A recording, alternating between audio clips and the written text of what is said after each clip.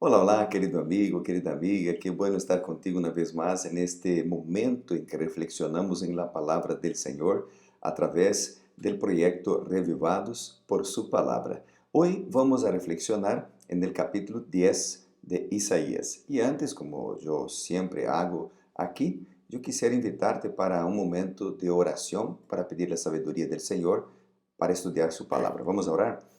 Querido Padre, bondadoso Dios, danos sabedoria para compreender una vez más tu palabra. En el nombre de Jesús pedimos. Amén.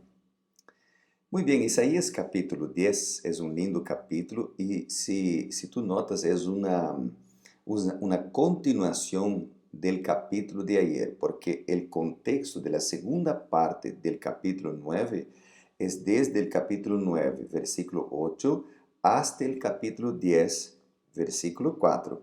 Y acá en esta segunda parte del capítulo 9 que hemos leído ayer y la primera parte del capítulo 10, presenta algunas amonestaciones en contra un pueblo que anduvo, se alejó de Dios, o sea, anduvo lejos de las orientaciones del Señor. Y es por esto que el capítulo 10 empieza con una palabra que aparece muy a menudo, muchas veces, por ejemplo, en otros capítulos de la Biblia. Por ejemplo, el capítulo 5 de Isaías. Acá nosotros tenemos 6 ayes, que son amonestaciones contra el pueblo que anduvo lejos del Señor. Y el capítulo 10 también empieza con un ay. Ay de los que dictan leyes injustas y prescriben tiranía para apartar del juicio a los pobres, para privar de su derecho a los afligidos de mi pueblo, para despojar las viudas. Entonces, el capítulo 10, en esta primera parte, principalmente desde el versículo 1 hasta el versículo 4, él presenta el litigio contra los opresores del pueblo de Dios, sus transgresiones, es decir, sus leyes injustas, también los decretos opresivos que se hacía contra el pueblo, el atropello de los derechos del pobre, la negativa de hacer la justicia a los oprimidos dentro del pueblo de Dios incluso. Entonces acá nosotros tenemos estas reprensiones, estas amonestaciones en los primeros versículos. Cuando miramos el versículo 5, entonces nosotros encontramos un ay, un otro ay, dice ay de Asiria. ¿Y por qué aparece esto acá? Porque Asiria en el comienzo era un instrumento de Dios para aplicar un juicio divino contra su pueblo que había desobedecido la palabra, la ley del Señor. Pero ahora aparece un ay contra la propia Siria, porque Asiria se había también alejado de, digamos, de la voluntad del Señor y se había sobrepasado sus límites del juicio del Señor, ¿verdad? Ahora Asiria había entrado en su corazón el orgullo y Asiria se creía más grande que el propio Dios. Así que acá nosotros tenemos un ay en contra el pueblo que anduvo lejos del Señor y un ay en contra Asiria también. Bueno, el versículo 12, que es uno de los que yo quiero recalcar ahora, dice que Dios castigará el fruto de la soberbia del corazón del rey de Asiria. Entonces acá se castiga a Siria por su trato inhumano al pueblo de Dios. Pero yo también quisiera recalcar acá que una palabrita específica, que es la palabra soberbia. La soberbia fue una de las razones que llevó a Siria a ser, digamos, castigada. Pero la soberbia es también uno de los sentimientos o actitudes del ser humano que nos puede llevar a una independencia de Dios. Porque una persona que es soberba, o sea, es orgullosa, esta persona cree que puede vivir la vida sin Dios. No hace falta orar, no hace falta buscar la presencia del Señor, no hace falta buscar la orientación en su palabra, piensan muchos, o a través de sus actitudes revelan esto. ¿Por qué? Porque muchos creen que ya tienen experiencia, ya saben hacer las cosas y tal, y ahí toman decisiones sin buscar la orientación de Dios, sin buscar la presencia del Señor. No son personas, digamos, que son ateos declarados, pero viven como si Dios no existiera en sus vidas, porque no oran, porque no leen la Biblia, porque no estudian para conocer más la voluntad del Señor para tomar sus decisiones. Entonces Dios nos está mostrando, este capítulo 10 es un capítulo de juicio en contra del pueblo de Dios y en contra el enemigo, el pueblo enemigo de Dios. Pero también es un capítulo que nos llama atención y que podamos tomar decisiones en nuestras vidas para escuchar la voz de Dios, ¿verdad? Porque muchos hoy también andan como el pueblo anduvo en el pasado. Andan sin buscar la orientación del Señor, sin orar, sin estudiar la Biblia. Y Dios nos está llamando a través de este capítulo para reflexionar en esto, para tomar decisiones. Y es justo esto lo que dice el versículo 21 y 22.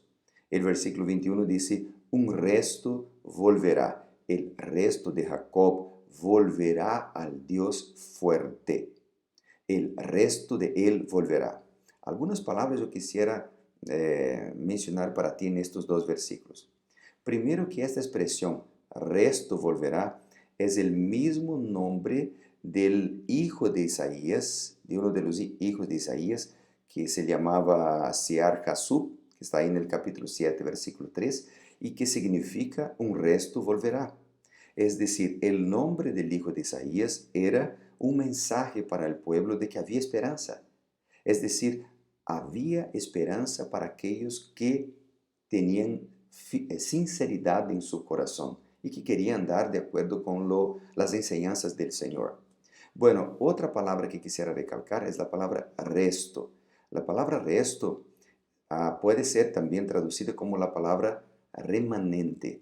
Aunque todo el pueblo, parecía que todo el pueblo andaba lejos del Señor y no más obedecía al Señor, entre ellos había un remanente, un pueblo que quería hacer la voluntad del Señor, un pueblo que tenía en su corazón una consagración, el deseo de ser consagrados y fieles al Señor. Hasta hoy, en medio de la humanidad, aunque tú miras a su alrededor y piensas, no hay más esperanza, este mensaje de este capítulo dice, si hay esperanza para su pueblo. Siempre hubo, hay y siempre habrá un remanente, un pueblo fiel al Señor y que quiere andar de acuerdo con las enseñanzas del Señor. Pero acá dice, un remanente volverá. Esta palabra volverá también puede ser traducida, y algunas Biblias así lo hicieron, como convertirse. Un remanente se convertirá. Y acá hay un llamado entonces para que tú puedas, aunque tú hayas andado lejos del Señor, este capítulo te hace un llamado para que tú puedas tomar una decisión, la decisión de convertirse, de entregar su vida en las manos del Señor. Es lo mismo llamado que hace el Nuevo Testamento, por ejemplo, en Hechos capítulo 3, versículo 19, que dice, así que arrepentíos y convertíos, para que sean borrados vuestros pecados, para que venga la presencia del Señor en tiempos de consuelo. Y ese texto de Isaías capítulo 10, versículo 21, es mencionado por Pablo también en Romanos, el capítulo 9 y el versículo 27. Pablo dijo, también Isaías proclama acerca de Israel. Aunque el número de los hijos de Israel fuera como la arena del mar, tan solo el remanente será salvo. El remanente que se arrepiente de sus pecados, que se convierte de sus pecados. El remanente que vuelve a Dios. El remanente que ha decidido entregar su vida en las manos del Señor. Y acá, queridos amigos, hay un llamado del Señor para nosotros ahora, para que podamos seguir los pasos, las pisaduras de este remanente. El versículo 24 dijo, no temas, no tengas miedo. Isaías varias veces menciona esto. Isaías 41, por ejemplo, versículo 10 dice, no tengas miedo, yo estoy contigo. La mano del Señor está lista para ayudarte, siempre ayudarte, para levantarte, ponerte parado. Querido amigo, el versículo 27 dice, tu carga será quitada de tu hombro y su yugo de tu cerviz. Es lo mismo que dijo Jesucristo, el mismo mensaje que Jesús presentó en Mateo 11, versículo 28 y 29, que dice, venid a mí todos los que estáis cargados y trabajados, y yo os haré descansar. Llevad mi yugo sobre vosotros y aprended de mí, porque soy manso y humilde de corazón, y hallaréis descanso para vuestras almas. Jesús te está llamando, querido amigo, en este momento. Este versículo 27 es un llamado de Dios para ti, para mí también.